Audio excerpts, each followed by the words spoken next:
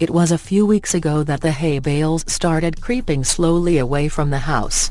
Every morning when I woke up, each had moved a few hundred feet from where it was before. I assumed it was pranksters with nothing better to do, and so I ignored it. Within a few days though, the bales began to approach the boundaries of the farm. I was tired of the whole game by then, and decided to move them back.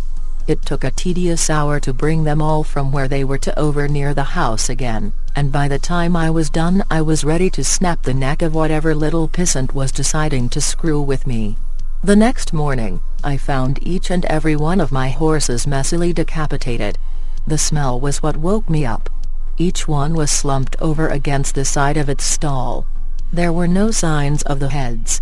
I spent the rest of the day cleaning up the mess and burying the remains. It was only when I was done that I noticed the bales of hay had all returned to their positions from the day before, scattered far out into the fields. This time I left them where they were. That night I sat on my porch with my shotgun in hand and a pot of coffee on the table beside me. I sat for hours, straining my eyes into the fields to catch a glimpse of who was moving my hay bales. Finally, I was beginning to nod off. I would have, but just as my eyes began to close I heard a clamor and the rustling of trees from the nearby woods. I leaned forward, my heart racing with excitement. I was going to catch the bastard. I fumbled with my gun and fidgeted in my seat, waiting anxiously for whoever it was to get close enough to ambush. It was only when the thing got close enough for me to make out its silhouette in the dark that I was frozen still. The thing that crept into my fields from the nearby woods didn't seem to notice me sitting there. It stalked, hunched and deliberate, through the field with the posture of a tiptoeing thief. If not for the fact that it must have towered to over 10 feet tall even in its crouched position, it might have seemed almost frail. The thinness of its arms and legs and the emaciated, caved-in quality of its chest reminded me of a starving animal.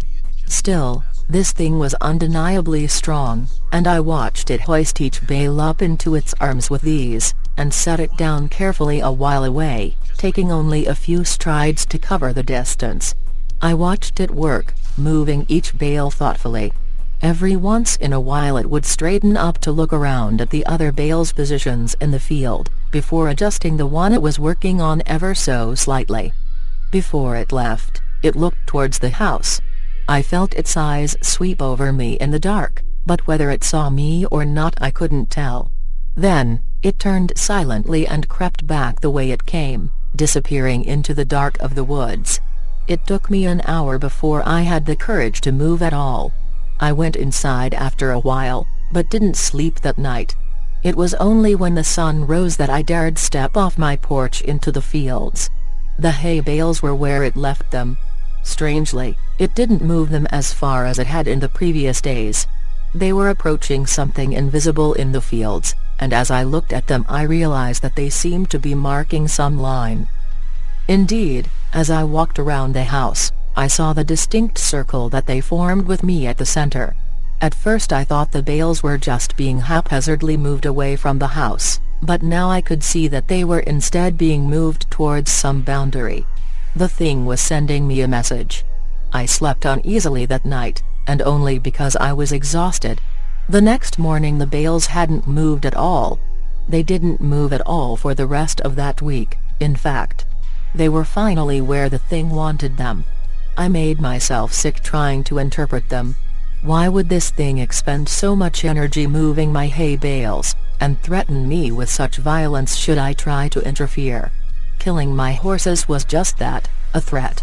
An intelligent threat, at that.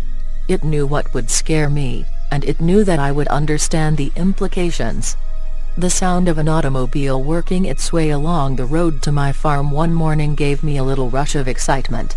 I'd been planning to abandon the farm since I saw the thing, but I couldn't hope to leave on foot without risking it treating me like it treated my horses. But, if I could get in the car with whoever was coming my way, I might be able to escape before it could stop me. I didn't know or care who it was. I decided that the moment they stopped the car, I would jump in the passenger's seat and tell them to get the hell out of here. I didn't get the chance. The car worked its way slowly along the road, trundling across the uneven ground. I urged it silently to hurry. It was when it passed between the two bales placed on either side of the road that I began to hear a booming clatter from the woods. The thing burst suddenly from between the trees, sprinting on all four of its terrible, gangly limbs towards the car. Within a few seconds it was there, pouncing on the automobile like a predatory cat. Within moments it was picking and peeling the vehicle's steel frame apart, working to get at the driver.